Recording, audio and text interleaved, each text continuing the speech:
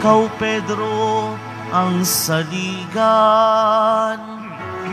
ng aking simbahang banal, na daig ang kamatayan. Alleluia, Alleluia, Alleluia, Alleluia.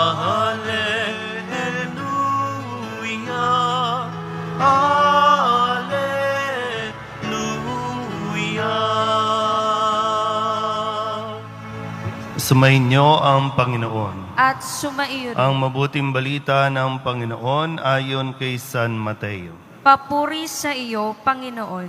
Noong panahong iyon, dumating si Jesus sa lupain ng Cesarea ng Filipos. Tinanong niya ang kanyang mga alagad, sino raw ang anak ng tao ayon sa mga tao?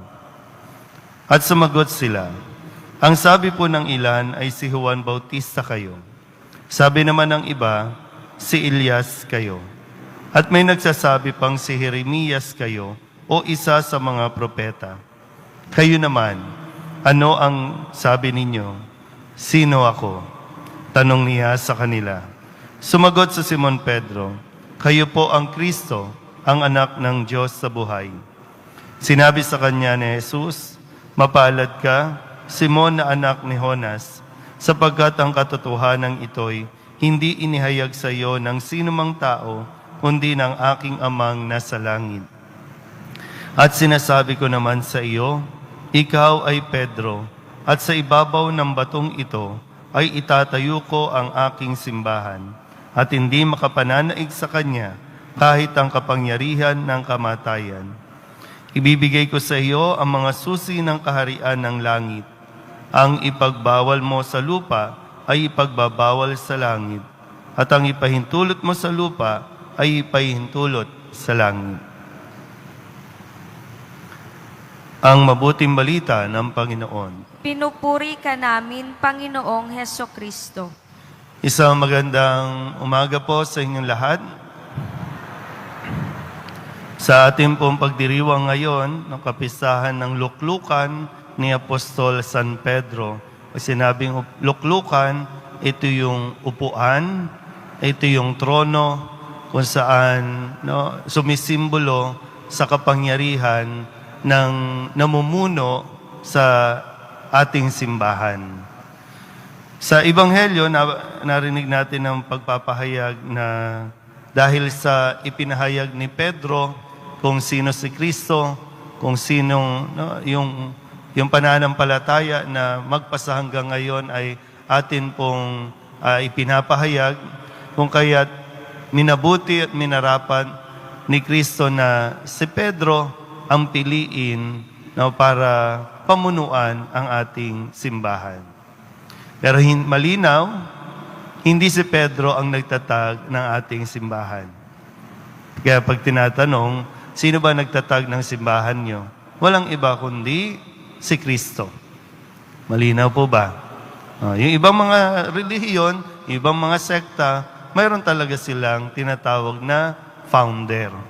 Pero yung sa atin, ang nagtatag ay walang iba kundi ang Diyos.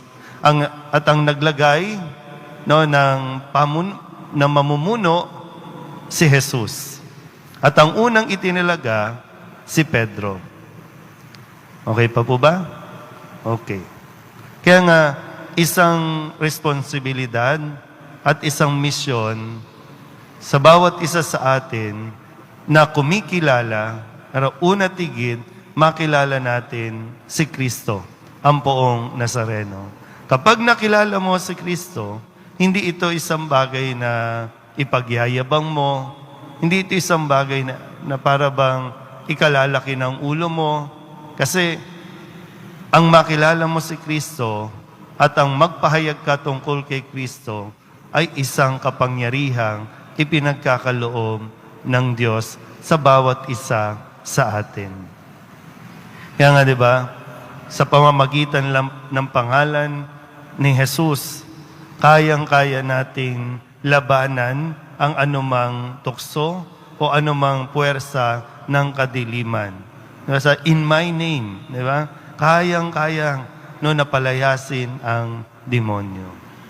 Ganun katindi, no, yung binibigay ng Diyos na biyaya sa kung sino man ang nagpapahayag. Pero yun nga, sabi, mapalad si Pedro kasi no, ipinagkaloob ng Diyos na makilala niya kung sino talaga si Kristo. Ngayon po, ang isang gusto ko po mas maibigay no, na punto na maintindihan natin, ang simbahan natin, okay?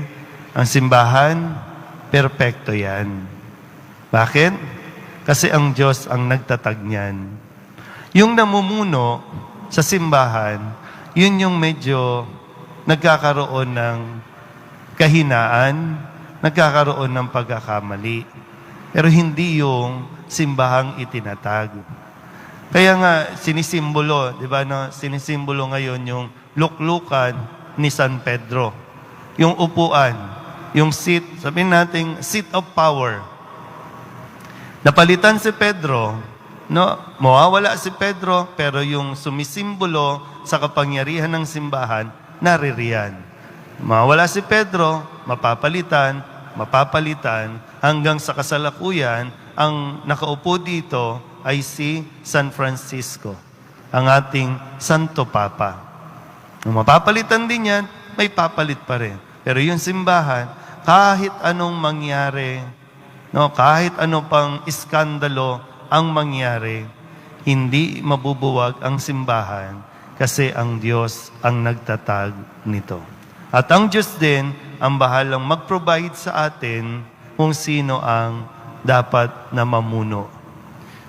Ang mga namumuno na napili ng Diyos, yung iba naging tapat hanggang dulo, yung iba nagkamali din.